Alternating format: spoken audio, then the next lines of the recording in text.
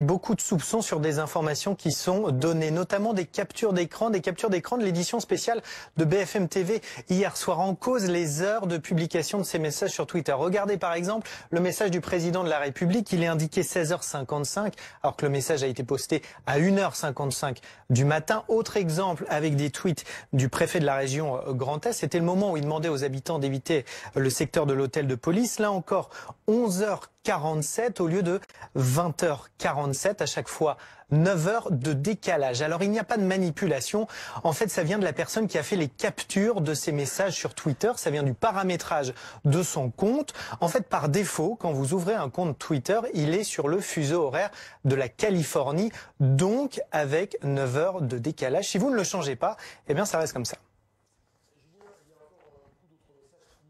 Qui apparaissent sur les réseaux sociaux. Et notamment une vidéo en particulier. Cette vidéo, elle est signée Maxime Nicole, alias Fly Radar. C'est une des figures du mouvement des Gilets jaunes. Il publie beaucoup de vidéos sur les réseaux sociaux, beaucoup de messages. Dans la vidéo diffusée hier soir, il laissait entendre qu'en fait l'attaque de Strasbourg n'était pas vraiment un attentat. Il expliquait les faits se sont passés à 20 h, donc je cite, avec seulement 3 personnes dans la rue. Alors l'extrait de cette vidéo a été largement diffusé, 300 000 vues rien que sur le réseau social Twitter. Alors d'ailleurs face au tollé, depuis Maxime Nicole a publié une autre vidéo, c'était ce matin.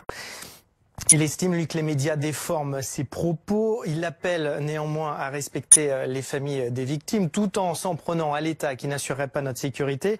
Alors, faut dire qu'il n'est pas du tout le seul à diffuser des théories complotistes depuis hier sur les réseaux sociaux, notamment certains groupes Facebook qui laissent entendre que le gouvernement a cherché à faire diversion avec cette attaque de Strasbourg, diversion face au mouvement des Gilets jaunes. Certains groupes de Gilets jaunes ont décidé de prendre les devants pour éviter les diffusions de fausses informations.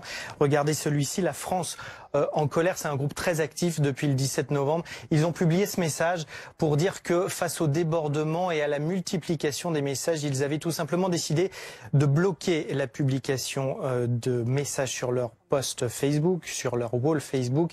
C'est radical, mais au moins ça évite la diffusion de toutes ces fausses informations en masse depuis hier soir.